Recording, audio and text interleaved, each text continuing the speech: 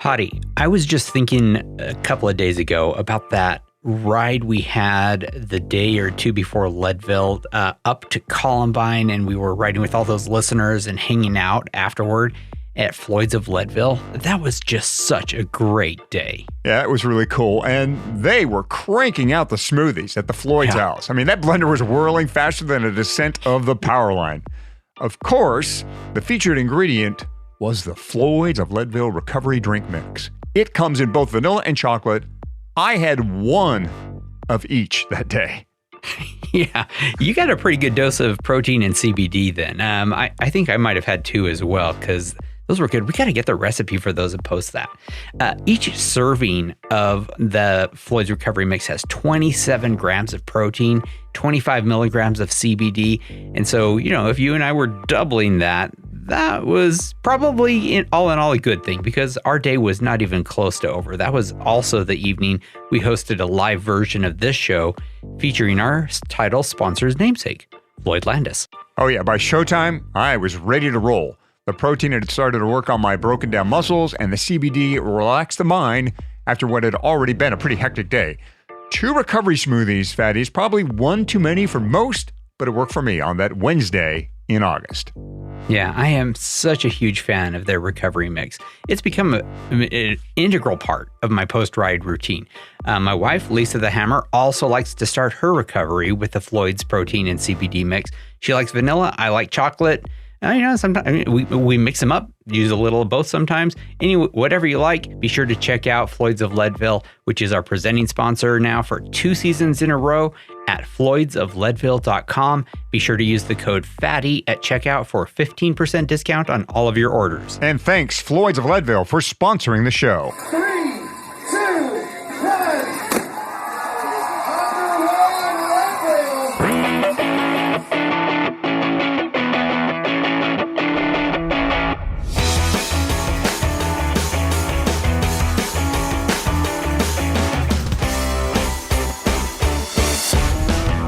Leadville, the podcast for the 100-mile mountain bike race presented by Floyd's of Leadville.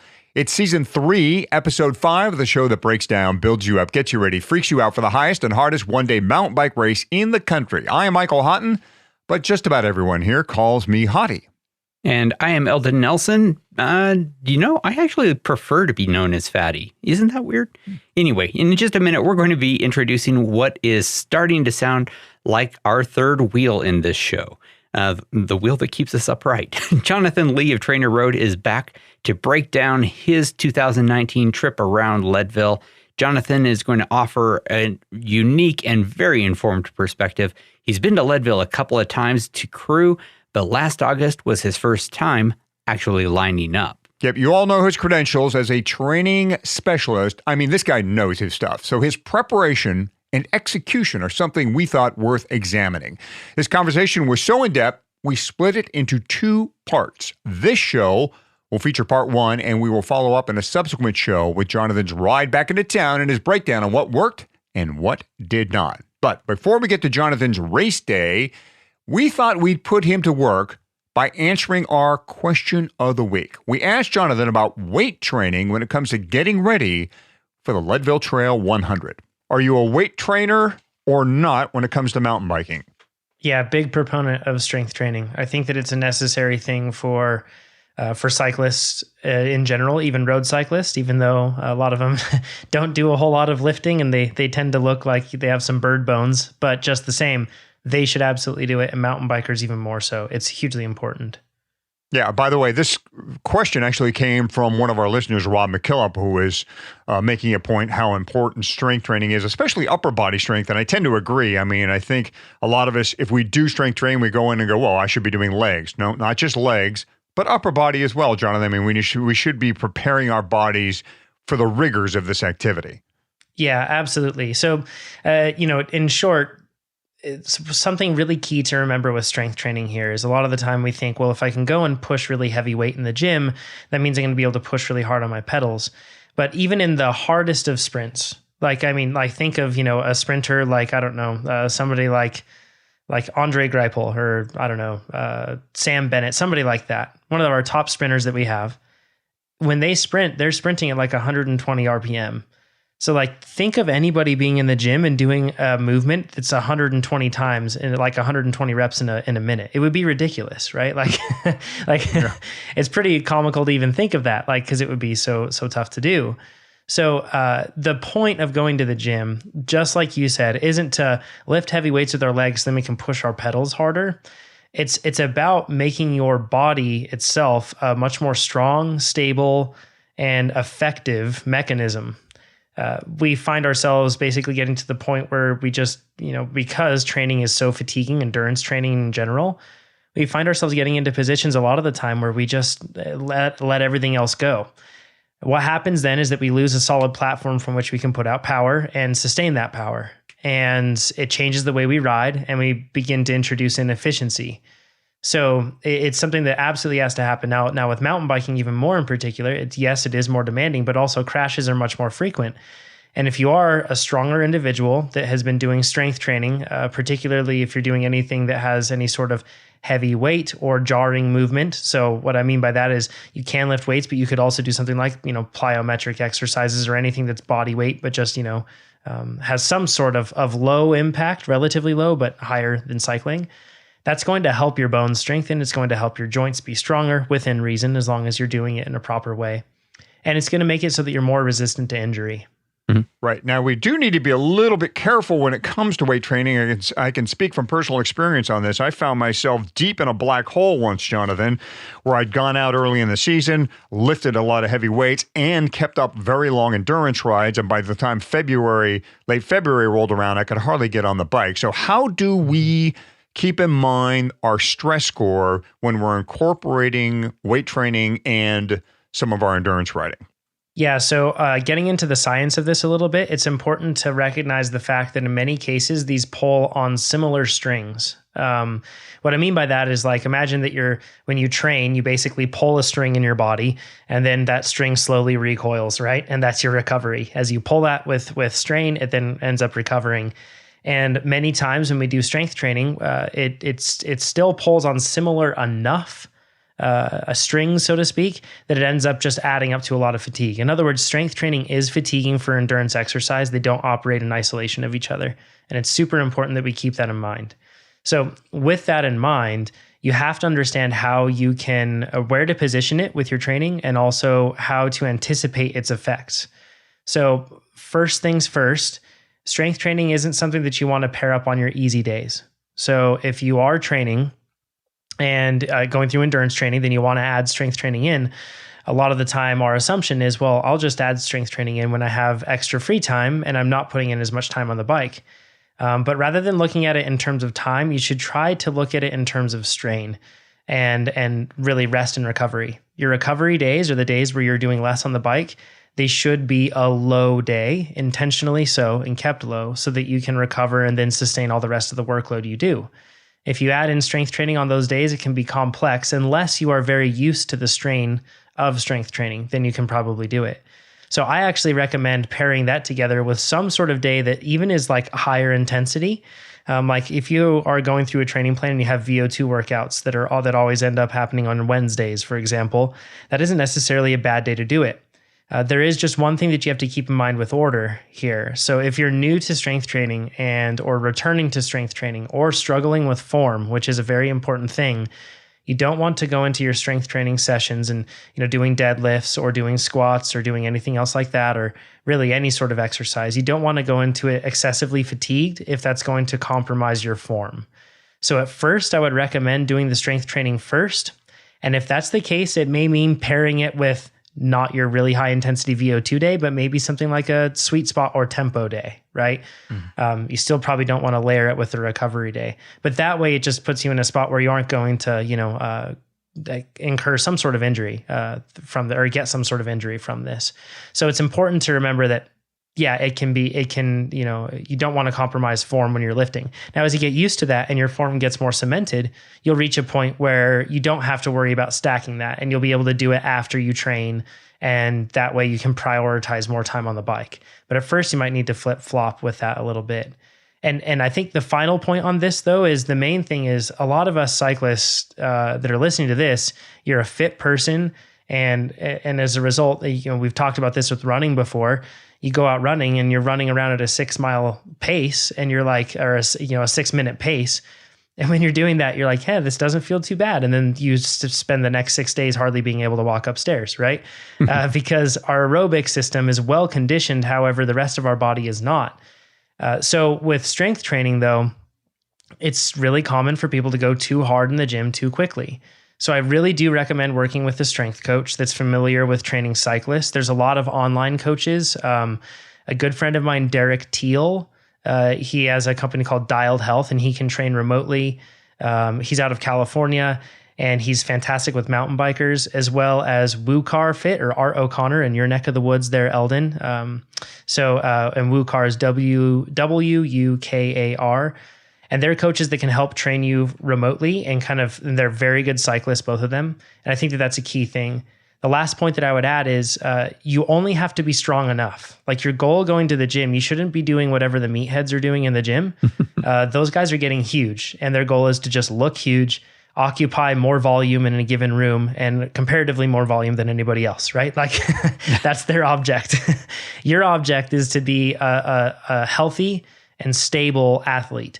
So you shouldn't be training like them. You just need to be strong enough, and you should go about it in a specific way. The way in which you go about it, strength training coach.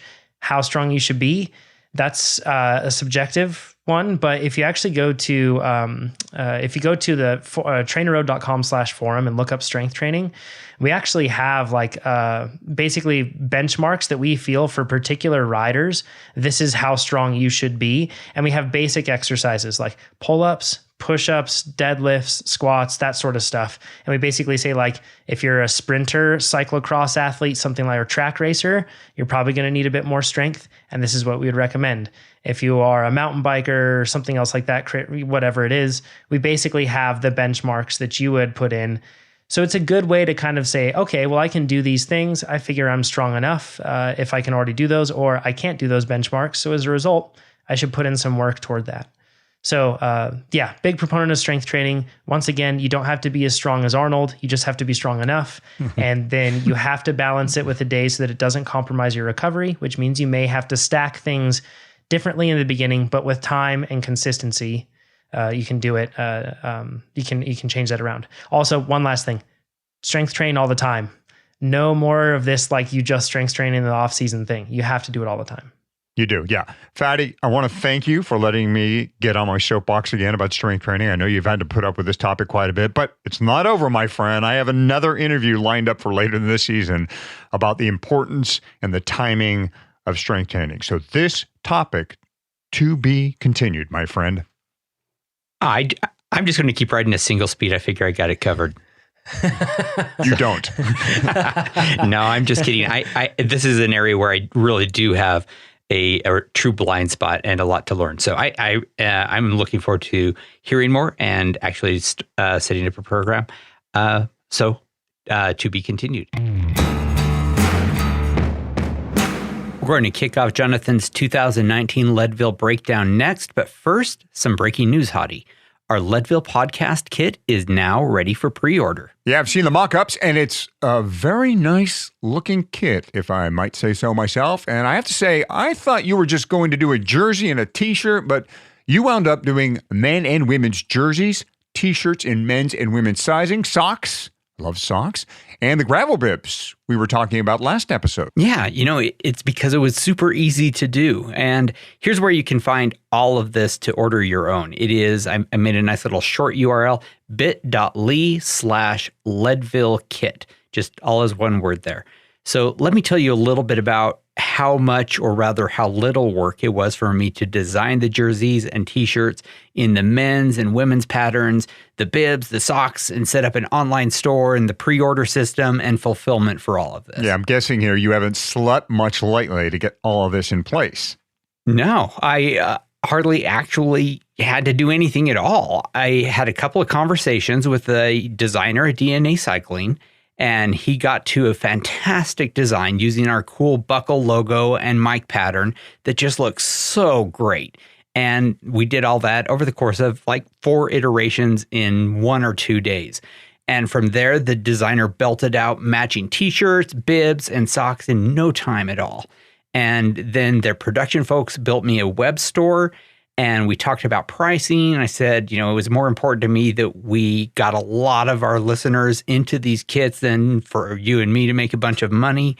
And Hadi, honestly, they did everything else. That's awesome. So we're in pre-order now for these kids, right? Through the 1st of May? Yep, through the 1st of May. We're doing a very short pre-order because I want to make sure that before we get into the second half of July, everyone has their kits. If you want to fly the Leadville podcast flag when you race this year, or next year for that matter, because we are not putting like a 2020 year on this jersey, you need to order now. And when they come in this July, are you going to need some kind of a shipping party to get everything going?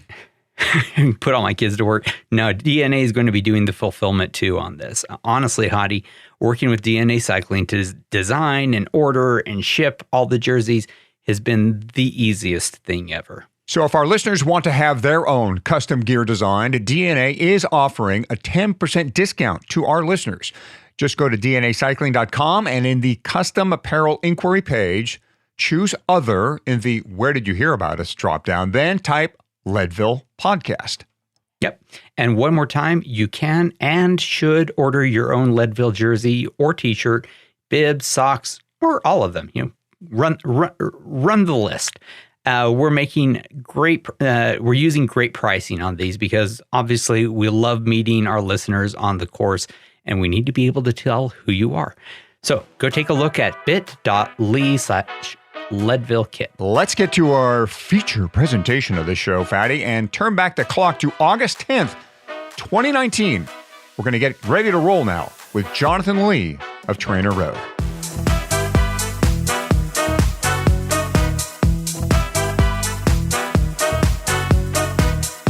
Let's get onto your race now. Tell us a little bit about what you expected the day to be like before we get into the race itself. What was your vision of the Leadville 100? So first things first, I expected it to be 100 miles and it's not. So you should have listened to a particular podcast. I know, right? Yeah, I knew that, but I those last 4 miles, my gosh, they were very long. So I accrued beforehand at Leadville. So I kind of went through an evolution here with the last sort of development of that evolution being extremely steep. And that was race day. So at first I came into Leadville thinking that it was just all gravel roads. That was before I crewed. And then once I showed up and crewed for it, I'm like, oh no, there's plenty of trail and those gravel roads are plenty rocky at times. And so I realized that it wasn't that. On race day, what I realized is that it doesn't, you don't need anything complex with a course like that. I'm very glad that it is, and I'm saying this in air quotes, as simple as it is, only meaning that it's not an XCO course. There's so many opportunities to still put yourself in a bad situation. I expected it. I guess that the main thing that I was surprised with this one is, number one, how important pacing was. I anticipated it would be important, but wow, it was like really mailed home. And when I say pacing, I mean sticking to something all day. I don't care how you feel in the beginning, you stick to that goal all day, and how to manage that. The other thing was how crazy Columbine is descending that thing. That was like I've raced EWS races, and I think that descending Columbine ranks as the most dangerous thing I've done yet.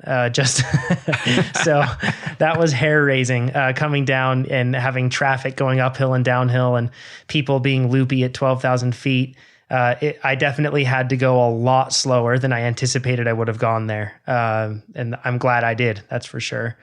But the other thing too about it is just how mentally hard Leadville is, and how proud everybody should feel for accomplishing that race. I don't care if you finish it at whatever time you finish it, you should feel proud, because that is, if I was to design a course to be mentally challenging, that is it. Like it's the most mentally challenging course I've ever done, by far and away. Some real respect for the race now, huh? Oh, yeah. Honestly, beforehand, and this goes for many mountain bikers, I don't think Leadville gets much respect or as much respect as it deserves from a lot of like the people that basically just don't do Leadville, right? So like the more gravity oriented mountain bikers, for sure, those sort of riders. And once I went and crewed at the event, I was like, whoa, never mind. This thing is really like, this is something to be respected and proud of. But then once I raced it, it was elevated to a new level. It was because of the pacing and everything else. I feel like I did a number of things really well that made it not the hardest day on a bike I've ever had, but it was darn near up there. It was just the mental aspect of it. It was so hard. I am interested. I mean, when you say it was close to it, what would you put there in comparison? What was the hardest day you've had on a bike, and how close would you put Leadville to it? Yeah, the hardest day was a 26-hour day, if that could exist. Well, there you go.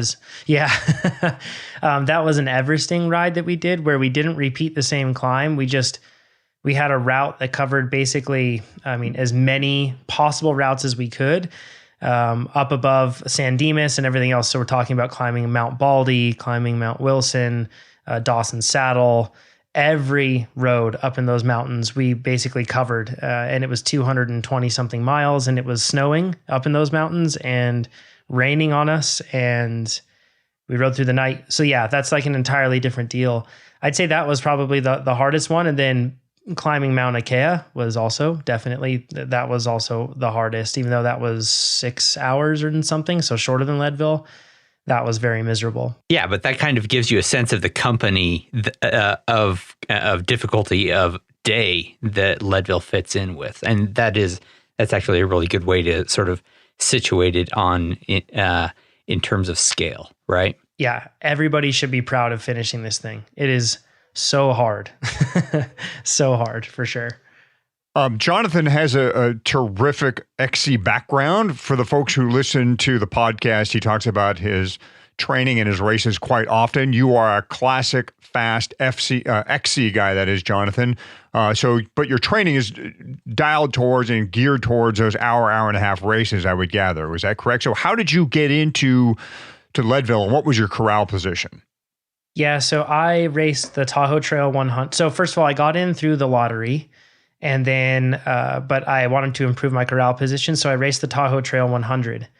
And that race also is pretty mentally tough. And raced the Tahoe Trail 100 and tried to keep it very consistent. And I can't remember off the top of my head, but I finished, I think, at like 4:09 or something at that race, just enough to get myself into the silver corral. So that was a good corral position. And once I got there to the race, I had no clue how packed gold would be and everything else. And if you can get into silver, that's great. Red's great too. And honestly, it's kind of like 6 half dozen, I would say. I don't know if both of you would agree, because as soon as that gum went off, red and gold were, red to gold, I should say. It's all kind of mixed up, right? Mm-hmm. Yeah. So, and I did that, and I honestly so Tahoe Trail 100 was like the only long ride I had done for a very long time. And I did one other ride that was, I think, 3 hours, which it was basically like 2 hours on the trainer. Then after that, I did another hour afterward on my mountain bike. And that was all I did in terms of long stuff coming into this. I did a ton of, like you said, Michael, a lot of XC specific training for national championships in July.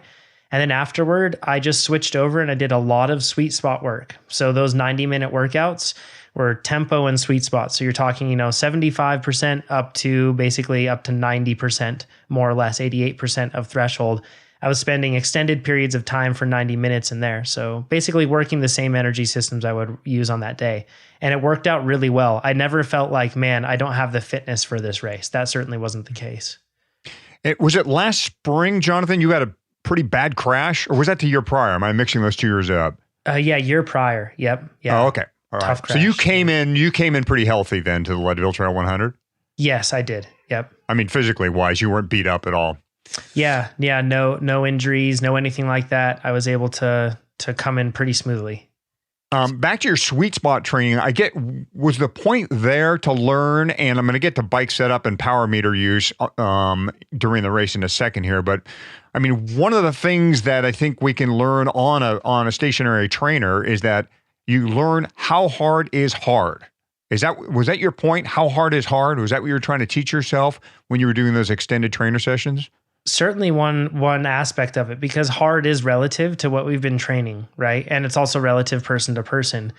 And I hadn't spent a lot of time doing a lot of sweet spot training. So I had done a lot of higher intensity training, and I wanted to get to the point where I was focusing on that muscular endurance of, pedaling nonstop for 90 minutes, which, Columbine is 2 hours. So when I was doing those 2-hour trainer rides, that was a fantastic way to prep for that, right? Or I should say it's anywhere from, probably like 70 minutes up to 2 hours, 2.5 hours for people who knows.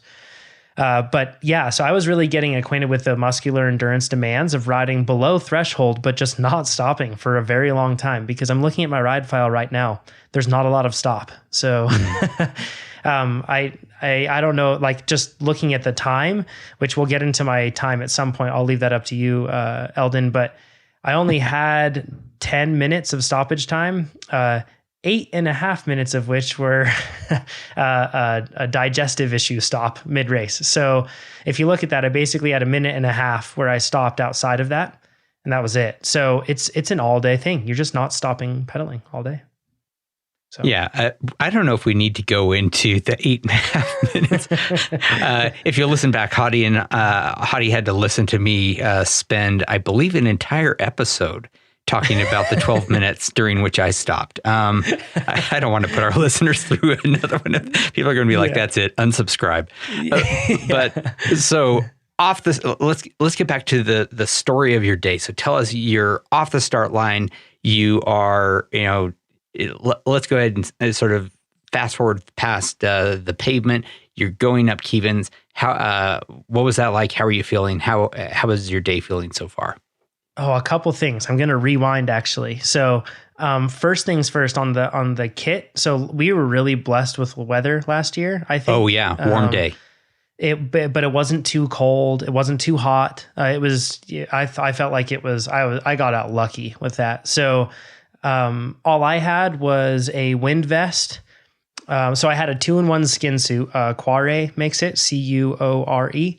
I had that on because if the more time you're spending out in the wind, the better it is to be more aerodynamic.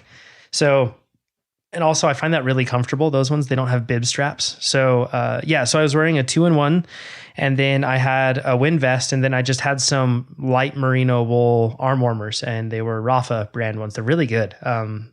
So that's what I had. And then I was able to stash my vest and my arm warmers at different points in my jersey for the race. So that was really nice to not have to deal with, like, the year prior. It was freezing cold in the morning, and then it got extremely hot. So that's what I used there. And then honestly, the pavement was mind blowing to me, because like, I did not realize people, I've done many mountain bike races and they all start hard. So I don't know why I thought this would be different, but people were just going nuts, and I was hearing crashes around me, and it was like people were swerving off the road to try to get up ahead and really fighting for position really hard. And then once we got to the dirt, it still kept going until we got to St. Keevens. And then I think at that point, in fact, I'm going to look right now at my ride file, which, that got us to basically get to the point where it was around 15 minutes into the race. And at 15 minutes into the race, that's when everybody that was over eager really started to blow up pretty quick already.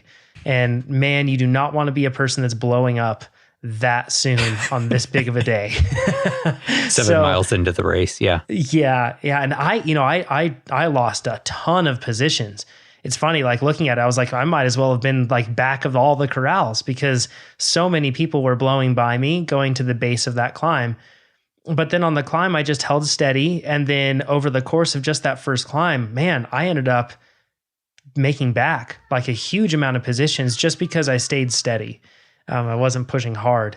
And that was like the big thing to me, was like, I wanted to yell out, like, everybody, this is not sustainable. Like, let's all have a better day. Like, but there was, a lot of race nerves, I think. But that was crazy. It starts fast. It doesn't need to, but people still do. There is definitely intention in why people hit it so hard so fast, right? Everyone has it in their head that if they get drifted too far back, by the time you get to St. Keevens, that then the race is going to slow down and they're going to have to get off their bike and walk. There are people who are in the white corral who feel like they should have been further up the line. And so they are juking around, causing crashes, frankly. And there is a lot of intensity of, people having the mindset, here we are, the day that I've been thinking about for 364 days. And now it's upon me and I am going for it, right? I mean, not thinking about, well, it is, it's 103.5 miles, folks. So you have a great point there. And I did have a coworker, Brandon, who was racing this, and he didn't have, he was one spot back in terms of the corral. So he was in the red corral, but when he started, he's a relative here. He was at that point new to mountain biking, and he was like terrified at how crazy everything was on the pavement. So he really drifted back, and he did have to walk up almost that first whole climb. But he did a really good thing. He was in that scenario and he was like, well, I'm not going to, and he's also, by the way, he runs like 412 miles. He's an incredibly good runner. So he could have probably thought in his head, I'm a fast runner, I'm just going to run past everybody, but he didn't. And he just stayed calm and he just carried up at a normal pace. And yes, it did put him back in some regards, but he knew that he was going to be able to move up. And that's the thing that we should tell people here is that don't panic on the first climb. It's a long day. A lot of crazy things happen. But if you just stay calm, you'll be able to move up. So it's not the end of the day.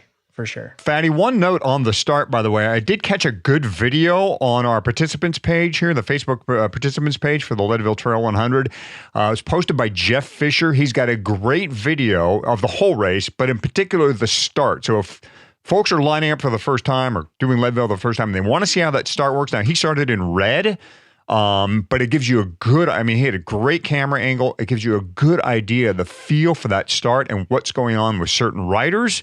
And the people, you can really see the people to watch out for. The people look a little nervous. The people are going too fast for themselves. The amount of space you have. It's a terrific video to watch if you want to get a feel for that start, which Jonathan just described. And before we get too far ahead here, Fatty, I want to ask Jonathan real quick. Jonathan, what was your race goal going in? Did you have a time in mind? And were you trying to negative split the race? Yeah, so I wasn't intentionally trying to negative split the race, but I had a pacing plan that should allow me to do that, if that makes sense. Mm-hmm. So coming into it, my goal was to finish under 8:30. The reason that I had that goal, I think that if I pushed harder, I absolutely could have gone under 8. Yep, that could have been the case. But I knew that I hadn't done a lot of long events in a long time. And I know that just mentally, I struggle with those. Nutritionally, I've struggled with long events for a long time. So I wanted to get through Leadville and have like a good experience, if that makes sense. Basically not finish the day and be like, I hate my mountain bike and I don't want to touch it for months. But I wanted to go through it and still enjoy riding and not like just make it a coffee ride sort of pace at all, because it definitely was not. But make it so that it was something that that I would look back on and with fondness, because it definitely isn't inside my wheelhouse. So 8:30 was the goal, and a sub 8:30 was the goal coming in. We love having Envy around as one of our sponsors, and it's nice to hear that many of our listeners have put Envy wheels on their Leadville mountain bike builds. The M525 is just an ideal wheel set for the LT100. Yeah, the M525 is a high-end, awesome wheel, and it has a pretty high price tag to match. And price tag is one of the reasons Envy has recently come up with the AM30. It's sort of an do-all wheel set. It's still carbon, still tubeless, still made in the USA, but it comes in at almost $1,000 less. Yeah, the AM30 is part of Envy's new Foundation series. In addition to the mountain wheel set, the Foundation series also includes 2 road wheel sets with a much lower price point. The AM30 comes in 29 and 27.5 inch. They're built with Industry 9 hubs and a design change that I really appreciate, and that's the external nipples. So the wheels can be trued without pulling that rim tape. Yeah, that's nice. It's got, with those wide rims, with 30 millimeter internal, you want to run at least a 2.3-inch tire, and that width of tire will definitely feel nice at Leadville. When you're back on your home trails, you can fit the AM30 with a 2.6 for flat out fun riding. And that's the thing about the Foundation series. They're good for racing, they're great for everyday use, and it's a really affordable package. You can learn more about all of Envy's wheels and components, many of which seem like they're made with the Leadville Trail 100 in mind, but which can pretty much handle anything you throw at them on any terrain at Envy. That's ENVE.com. Now, back to Race Day 2019 and TrainerRoad's Jonathan Lee. So, Jonathan, let's zoom forward a little bit. You've gone up St. Kevin's. You've made it through the Carter aid station, which is generally just a place for folks to clap, down the pavement, and now you are heading up Sugarloaf. First of all, Hadi and I agree that is the nicest, kind of most pleasant part of the day. Did you take a second to look around and go, wow, this is a pretty cool place? It was stunning. So for those that know me, they know that I'm like a nature buff. I love being in beautiful places, photography, everything else that goes with that. And it was gorgeous. And it wasn't like, it wasn't that hard of a climb. It's one of those like tailwindy climbs. I'm not sure if we had a tailwind, but it's one of those ones where the pace or the pitch is just enough where it doesn't suck it out of you. You're able to keep some pretty good momentum. It was stunning. It was beautiful. I absolutely loved it. Yeah.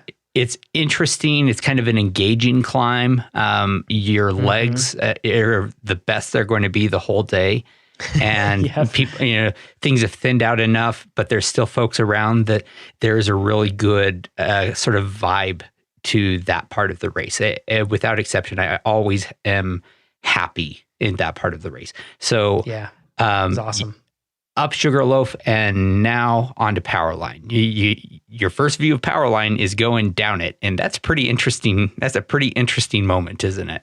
Yeah, I knew from reconning the course and everything else and talking to people that that was a pretty steep descent.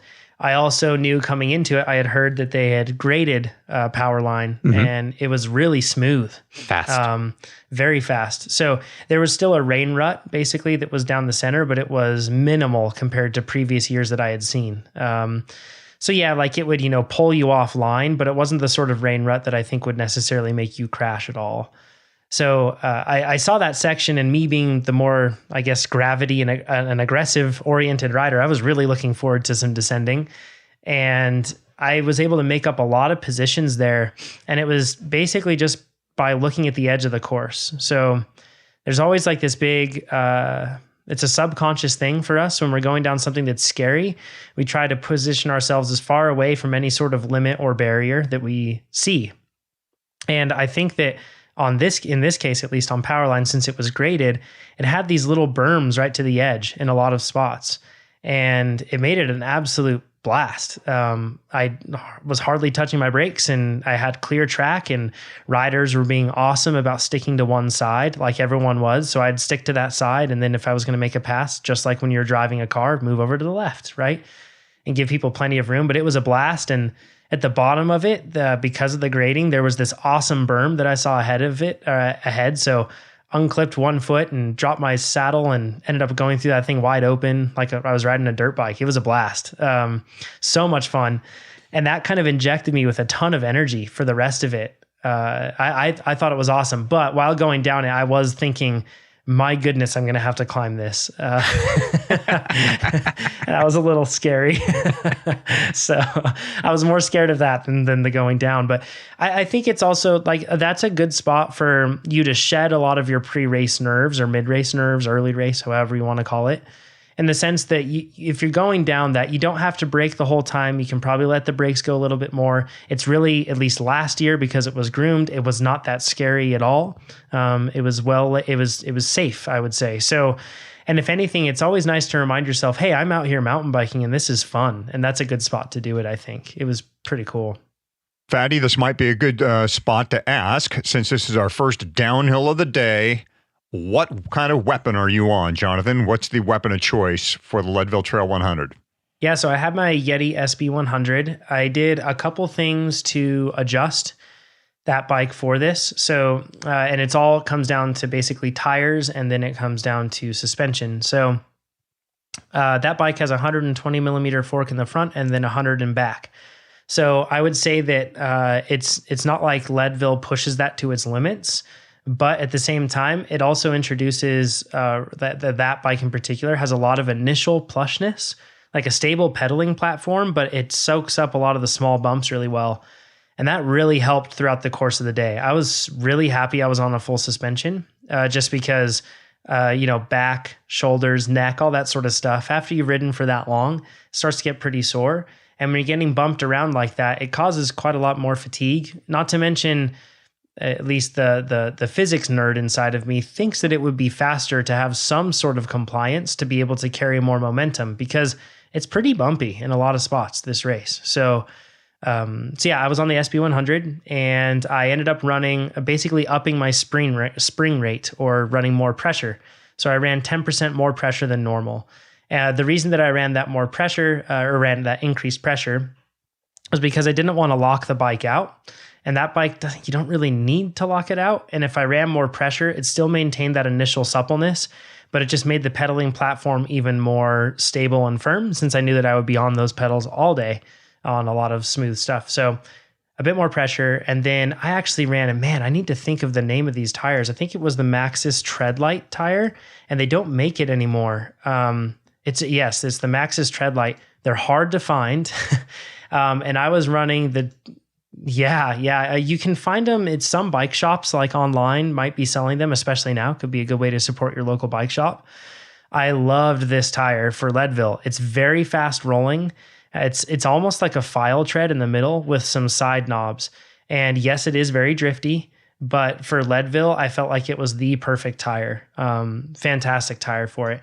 And since it was a 2.1, I still wasn't running really high pressure. So I was still running, I think, 20 PSI front, 21 rear. Sure. And that was the setup. So, and it worked Power fantastically. Meter? Yeah, I was using a Quark D0.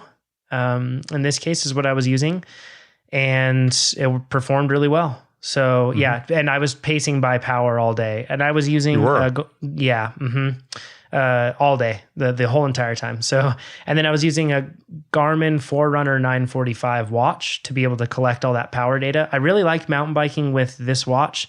The Phoenix is a bit heavy, but I like the Forerunner, and I don't really love riding with a head unit on a mountain bike all the time, just because I've had plenty of over the bars moments where I've snapped off head units and stuff like that. So this is a bit more durable.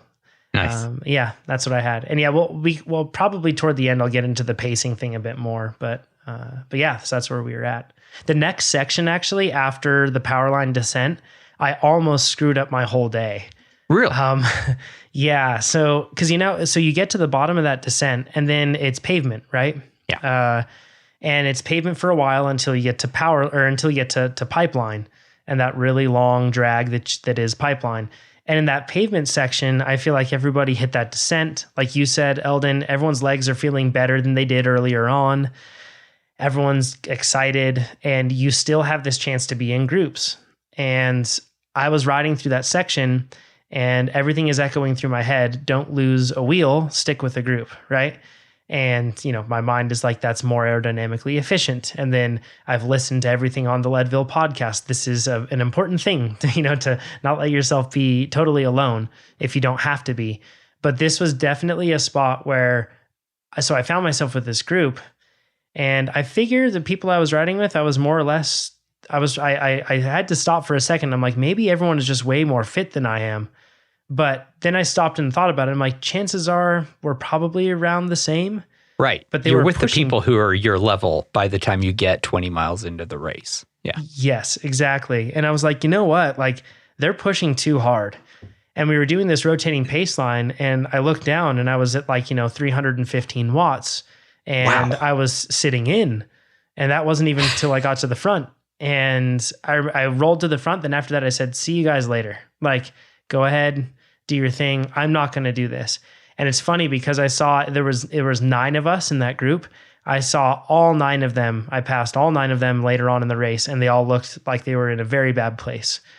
That is such a key learning. I don't know why it is this way, but putting together a group that works together without, basically flexing and showing what you got is so critical. There will always be someone in any given group who wants to ramp it up. They've rested for 4 or 5 turns. By the time they get to the front, they've got something back, and they kind of want to, I don't know if it's an expression of gratitude for the rest or if it is just race energy or what, but they ramp it up, and there is an inclination to hold on to that and start lighting matches on the place where you ought to be putting matches in your pocket. I don't get it, but it is something that every racer should be on the watch for and do what you did. That is, say goodbye and you'll see them later, because chances are you will. You can really ruin your race very quickly in this flat section. It's so peculiar. Yeah, it really is. And the thing that we should all have in mind whenever we ride with a group is we should be trying our best and focusing all of our energy on how to make the group succeed. Mm-hmm. It's not what you can contribute to the group. It's not how you can accomplish your goals. If that's the case, then obviously if you're focusing more on that, then you shouldn't be with a group. Or if it's clear that that group's goals are not going to align with your goals, then you shouldn't be with the group. Right. So, but if you are trying to ride with a group, then it's all about, okay, how are we all going to work together here? I mean, it's just like any other group dynamic. It's not about necessarily like the way that you become successful as a group isn't by everybody trying to be their absolute best independently. It's by finding the best way that everybody can work together.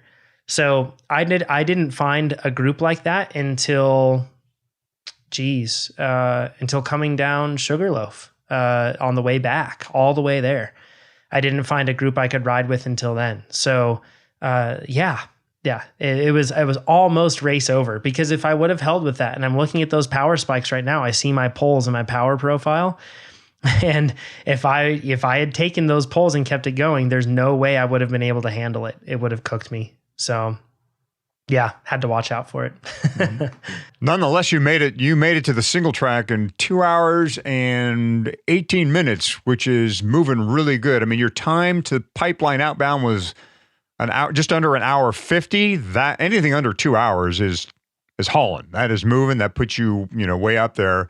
You were moving up at that point, but by the time you got to the single track, it looks like you had hit the reset button and decided, this is the pace I need to be at, because you moved down a little bit as you hit the single track outbound. So now we're headed to Twin Lakes, of course, a major feed area, which of course brings up a good topic, that is feeds. Yeah. What was your feed strategy? Did you take one at Pipeline? I gather you didn't. What were you looking for at Twin Lakes? Is this a full stop, or are you taking hand-ups? How are your feeds going to be handled? Yeah, so first things first in terms of what I was planning to take in. So I was planning to take in a certain set of nutrition at certain intervals throughout the race. And then I also had a support team that was there, which was awesome. So that was Coach Chad from TrainerRoad, Coach Chad Timmerman, and his fiance Amarette, and they're dear friends of mine. And it was really, really awesome to have such good friends that I could have there. And we've been through quite a lot. The three of us have been through many things together too. So it was really great to have somebody that has, experienced what we have experienced all together in tough times. So, so it was awesome. And basically I had it whittled down to this. So, and it brings up a training point that's very important. So I was planning on taking in roughly 105 grams per hour throughout the whole entire day. And that's of carbohydrate. So that more or less works out to, if you're going to be doing that, that's right around 400 and just north of 400 calories per hour. So this is pretty hard for me. It was absolutely impossible a year and a half ago. So I was really bad at eating on the bike. And a lot of that is because I was taking in a lot of bad food on the bike. I was trying to eat too much before I rode. And then once I was on the bike, I was, not drinking enough or not eating enough. And then suddenly I'd eat it all at once. And so I actually, for the, prior 18 months to Leadville, I really put a ton of focus into training my body to eat. And what I mean by that is while on the bike, refining the strategy all the time. We have this like really bad tendency, all of us, that especially if we're training indoors, we think, oh, I'm training inside, I don't need to wear a good kit.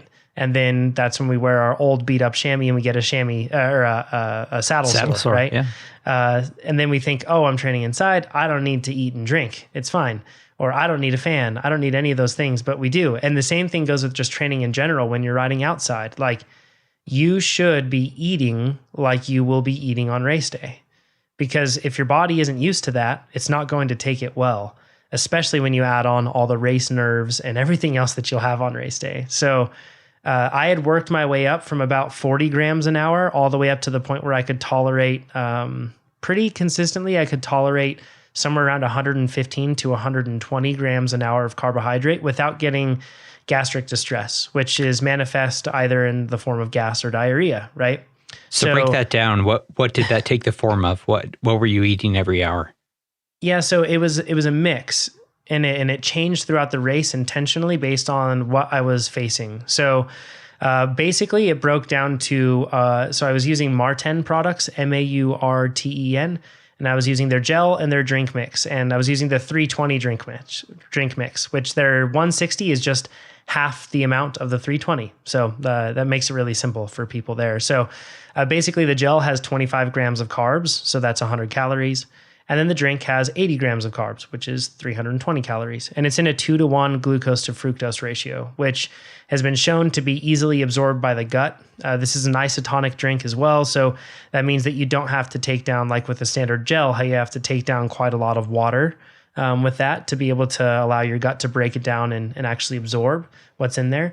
In this case, you don't have to worry quite as much with that. So I was taking in, whether it was through their gels or their drink, roughly I averaged, I think that in my spreadsheet here, it looks like 106 grams an hour is what I averaged for the whole day. So I started off with 2 tall bottles or 1 tall bottle on my bike. And then I had another bottle in my jersey pocket. And that was what I was taking until we got to the pipeline aid station. Once I got to that point, I actually switched over to a hydration pack, and I ended up actually taking in or using that hydration pack. And the intent was to take it all the way to the Twin Lakes alternate aid station, which is the bottom of Columbine.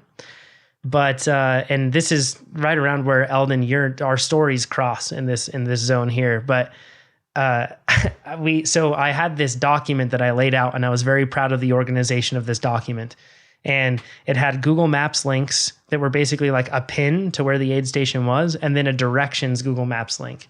But I didn't specify this to my support crew, so they just hit the pin, and then they let Google Maps take them there. Which what happened in that case was Google Maps will just take you, if you're trying to get to the Twin Lakes alternate aid station and you're leaving from Leadville, it will pull you off of the main road earlier, and it'll take you up to Twin Lakes. And then from Twin Lakes, it'll try to take you more or less along the race course to that Twin Lakes alternate aid station. So as a result, our support crew got brought all the way up to Twin Lakes, and they didn't have enough time to turn around and go back down and get to me in time. So they were at an earlier aid station that was anticipated, and that shocked me. I wasn't expecting to see my support crew there. And it did change a little bit on Columbine.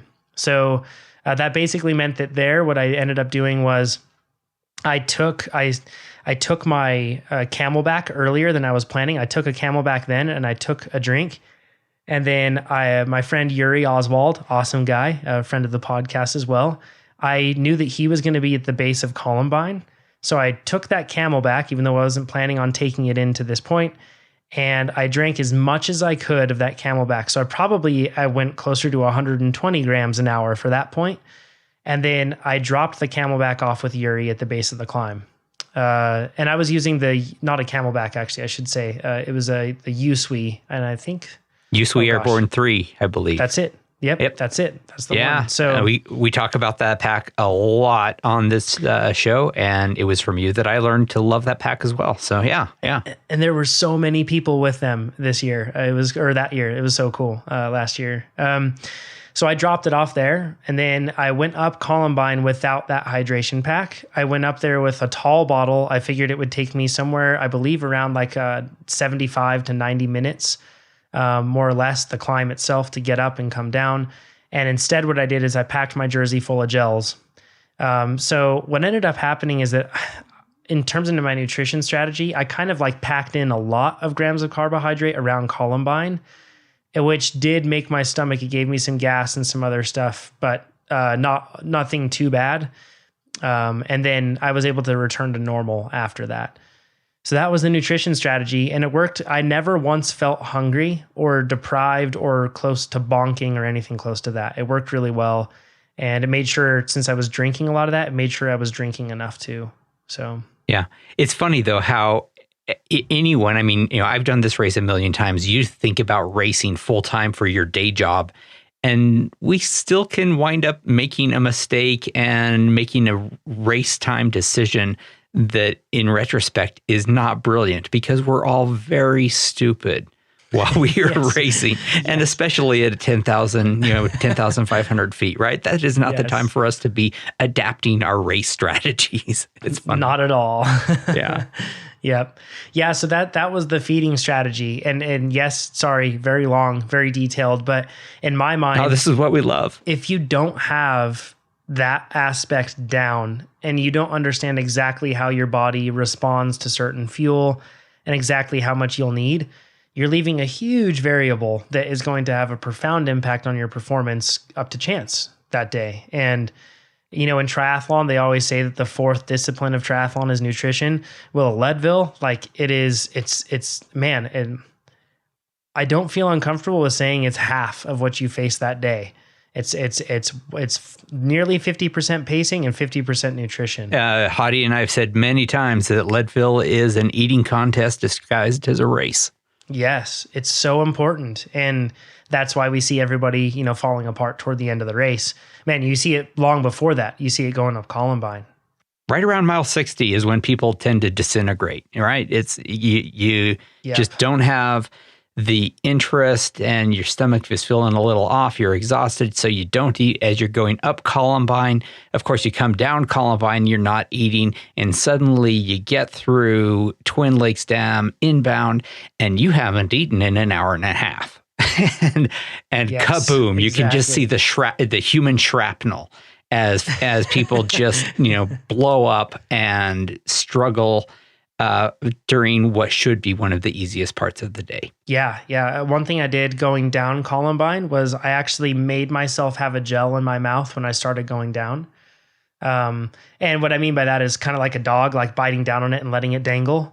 And I ended up going through 2 gels like that down Columbine because I thought of the same thing. I was like, I'm just going to be focusing on descending and speed, and I should be taking advantage of this time where my body is, not working as hard to really be eating something, but doing so safely. And it was a good, safe way to do it for sure. If you have a Camelback, like a good way to do it would be pop that hose in your mouth. And if you have some sort of drink mix in there, like Carbo Rocket or something, that's where you want to be taking it in for sure. So. It's for sure. Coming down Columbine, I had Morton's 360, I believe, either 360 or 320 or 160. I kind of switched between the two for different parts of the race.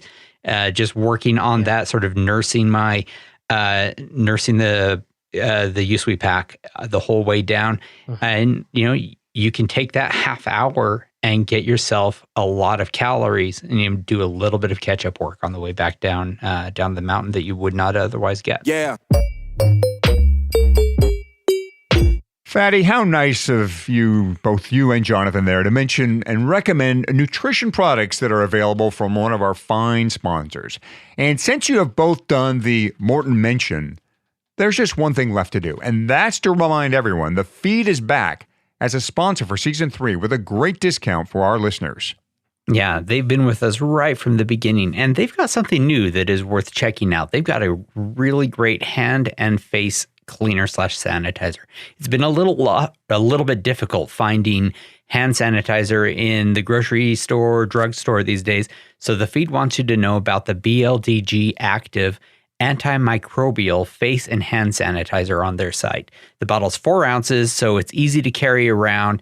It's pricey, but very safe for faces. And that $30 gets you around 500 pumps. So it's going to last you about 3 months for one person.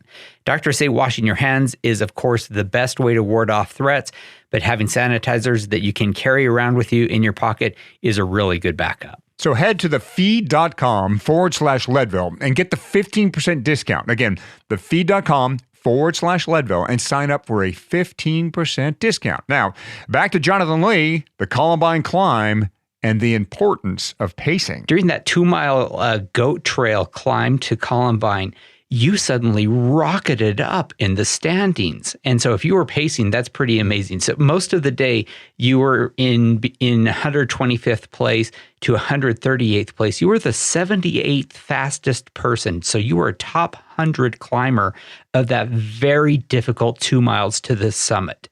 Tell us about your pacing, because it looked like what you did was light a rocket. Yeah. And I didn't. I think that the big thing is that other people weren't pacing as well, right? So I'm actually looking at my effort up Columbine right now, and I'm zooming in here on TrainerRoad. And I actually, in terms of power, my average power for the first half of Columbine was 224 watts. And then my average power for the last portion of it, the second half, was 204 watts. So it was actually less. But the main thing is, in that section, there were so many people I got passed by a lot of people at the base of Columbine, like a lot. And I think that it's a smooth climb at the bottom, and it's honestly not that steep. And in spots, it kind of has subtle undulations. So, and people had just, been through that tunnel of noise and support that you have at the base of Columbine that gets you pumped up. So I think a lot of people probably were in a spot where they were going a little too hard, but I just kept with it. So basically, I knew that if I rode the whole day, more or less, I could maintain something that was going to be somewhere around like 70% FTP, 70 to 75% FTP for the whole day. That would be a pretty good effort. And so more or less what that breaks down to, my FTP at that point is around 300 watts, but probably at that race, it was around, just because the elevation, probably somewhere around like 260. And that meant that I needed to average somewhere around 190 to 200, or like 180 to 190 watts. And that's what I ended up doing for the whole day. And it worked out darn near to it. So I basically set upper limits for myself. When I saw myself climbing at any point above 240 watts, I told myself to stop. Wow. And to calm down. And it was hard, especially. So in the beginning, I broke that rule on the first climb at St. Kevin's, but after that, I stuck with it. There's little spots where I'll surge, and definitely, like you'll see on that single track section, for example, little spots with just little accelerations, but those surges were very short, and I stuck with it. And anytime I saw above 240, I didn't set a Garmin alert because I thought that would drive me mad, hearing the beeping all day. But it was really effective at making sure, because it's not like it's funny, in the first half, I kept going, don't you dare break 240, drop it down, right? And stay closer to 200.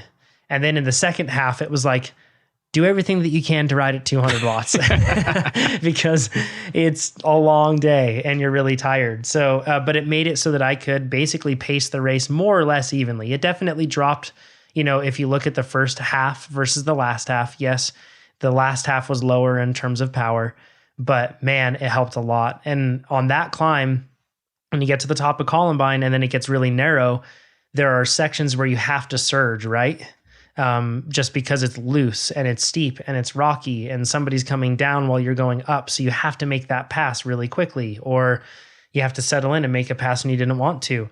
And those little surges like that, when you're at that high of elevation, if you've been pushing too hard on that climb, those are the things that start to ruin your day. So I really tried to be disciplined with that. And I think it paid off. Yeah, you really were. I mean, to be able to say to yourself during a race day, I'm feeling great, but I'm going to back off. That is an emotionally difficult thing to do. I gather you cleaned Columbine. It sounds like you did. You probably did not stop at the top, which is a good rule to follow, correct? Yes. And then we start bolting downhill. Mm-hmm. Yeah, and it's funny because like when I got to the top, I remember I looked at it and I was just like, oh, that looks so nice, like food and like, relaxing. And I was like, nope, don't look at it. Like, it's like, staring into Medusa's eyes or something. I don't know. But I just turned around and went straight back down. And that was, man, that like the upper section there, that could be really dangerous, especially if you don't have your wits about you. So that's a section to really put yourself in check. And to remember that, like, even though we've all watched Red Bull TV and we've seen some incredible downhill races, this isn't the time to be those people.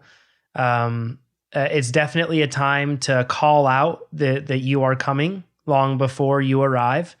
So I was just regularly saying, like, at probably like 20-second intervals, 15-second intervals, I don't know. I was saying, rider coming down, rider coming down. I just, kept saying that just because I was that rider going up.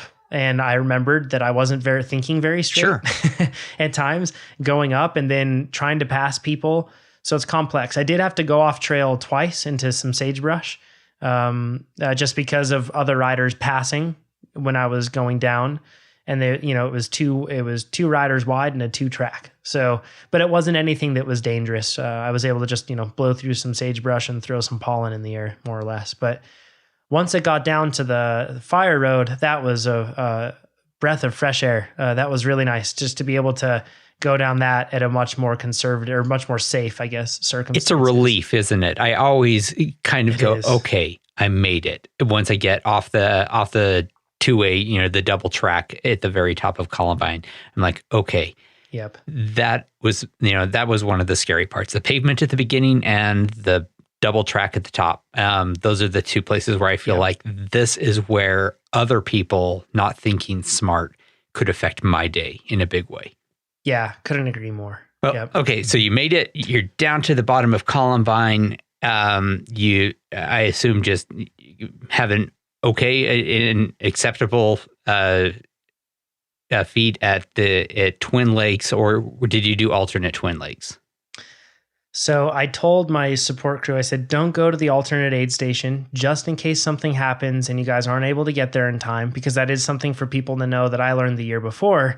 That Twin Lakes alternate aid station, you might have, as a crew member, you might have like so I had a 2.5 mile run basically to get to that aid station. So I didn't want my support crew to be in a position where they had to park, that far or further away and then would miss me coming down or something.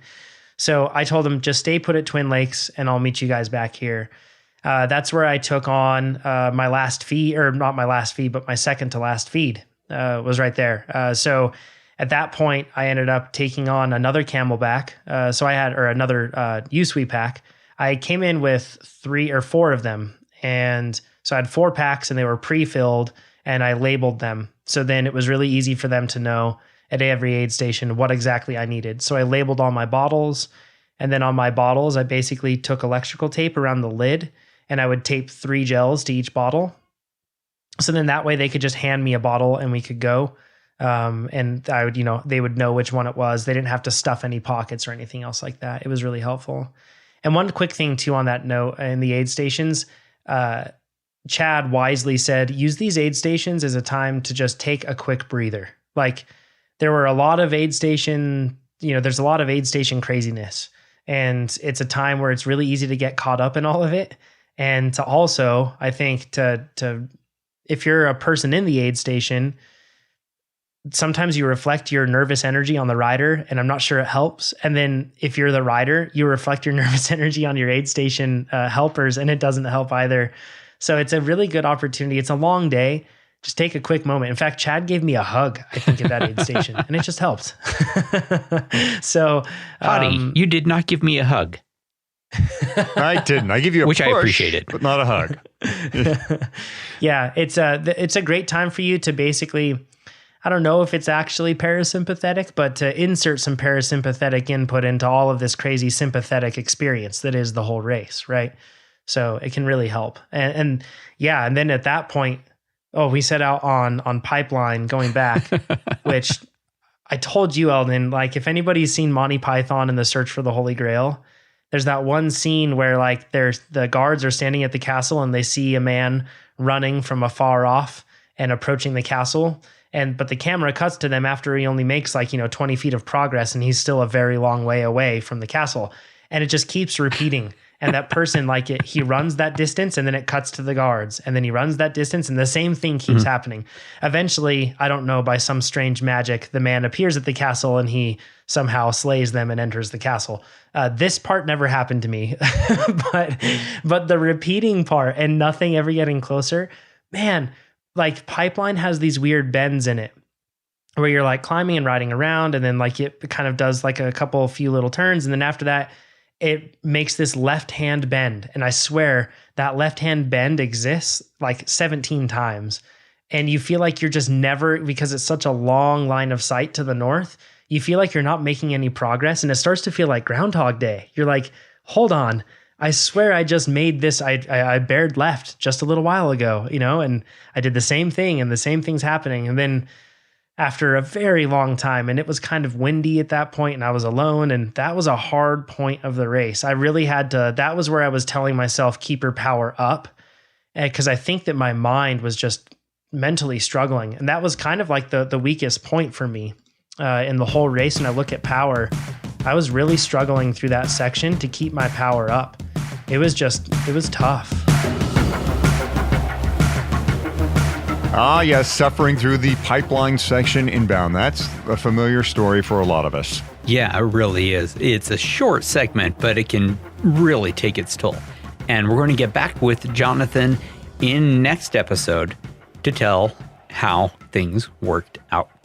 Before we close the show, though, we wanted to make a point about one of our sponsors. It's pretty easy to label Shimano as a component company. And while that is their bread and butter, they are much more. Many of you are aware of their ProLine products. Those are the handlebar, stem, seat posts, all from the Shimano family. But fewer may be aware that Shimano also has helmets. The Laser line of helmets is part of the Shimano family, and recently, Fatty, Laser has been recognized for its high standard of safety. Yeah, absolutely, Hottie. Virginia Tech has an independent helmet testing lab, and during their most recent round of tests, it found that the Laser G1 with MIPS to be the safest, giving Laser the top 3 spots in the road helmet category. The Virginia Tech testing primarily looks at concussion prevention, and the Laser G1 did the best job of reducing rotational forces that so often can lead to concussion. I've been riding the Laser Z1 with MIPS, and prior to that, had used a Laser Blade. Both have been great. All of the helmets we just mentioned come with Laser's Roll Assist that puts the adjustment dial on top of the helmet. This is especially useful for lady Leadvillers or the guys out there with long hair, as it is easier to feed a ponytail through the back of the helmet. My wife loves that feature. She wears nothing but the Laser helmet all the time. So remember, keep your head protection in the Shimano family. Go to lasersport.com. And for all other things Shimano, it's bike.shimano.com. Let's wrap up Season 3, Episode 5 of the Leadville podcast, presented by Floyd's of Leadville. If you like our show, please give us a 5-star rating and review over at Apple Podcasts. Also, share it with your other cycling friends and support our sponsors. Let them know you appreciate them making this show possible. Meanwhile, if you have ideas or you've got questions for us, head over to the Leadville100podcast.com comment section and get in touch. That's also where you can find a link to our Slack workspace and jump into our never-ending, often extremely nerdy Leadville conversation. We're also on social media. Fatty is got the Twitter account of @FatCyclist. What a surprise there. Find me at Michael Houghton, or find us both on the Facebook participants page. That's the Leadville 100 Mountain Bike Participant Group on Facebook. Also, check out our kit. It's at bit.ly/Leadville Kit. Buy a jersey or a t-shirt and support the show. Good luck in your training. Thanks for listening, and we will see you at the starting line.